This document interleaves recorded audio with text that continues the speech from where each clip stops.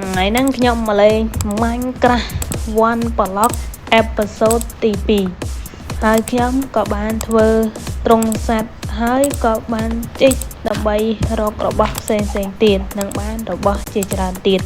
ចឹងនឹងថាមានរបស់អ្វីនៅក្នុង Minecraft episode ទី 2 នេះកុំភ្លេចតាមដានវីដេអូទាំងអស់គ្នា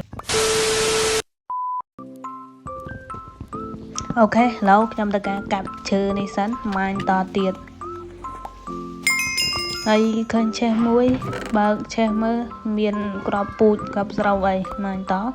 ហើយខ្ញុំបានឃើញប្លុកបូមាននេះអាហ្នឹងយើងអាចដាក់ធ្វើជាជីបានយើងបាយទៅជាបូមានបដោះដើមឈើអូខេឥឡូវបានដើមឈើទៅការកាប់ដើមឈើឥ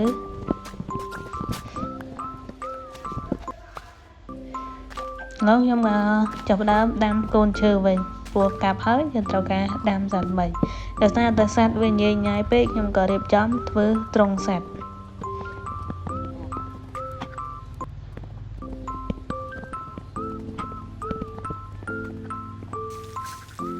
ហើយក៏បានមកបដោះដើមឈើព្រោះថាខ្វះឈើហើយក៏បានកាប់ឈើតទៀត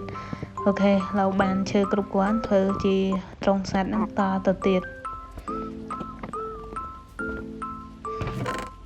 នៅខ្ញុំចាប់ដើមអ្នករំលងដើម្បីនាំជ្រូកចូលត្រង់ចូលមកប្រូ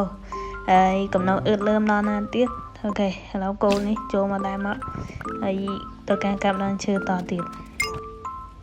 តមកខ្ញុំបានបើកឆេះឃើញផ្កាឃើញអីដែរវាសុទ្ធតែផ្កា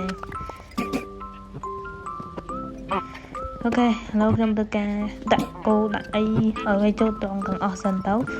ហើយដាក់លាយគ្នាសិនទេវាកាំងដោះសិនហើយវិញខ្ញុំបានឆេះខ្ញុំក៏បាននាំភីកកន្លែងនេះតទៀតដើម្បីធ្វើត្រង់សัตว์មួយទៀត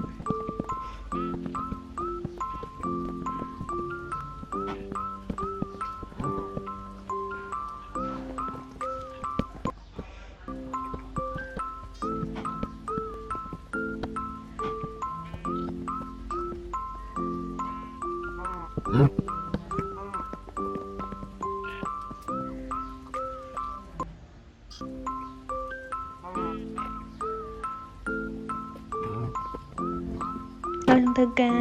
ដឹកជាមមកអូខេបានជាម2ហើយ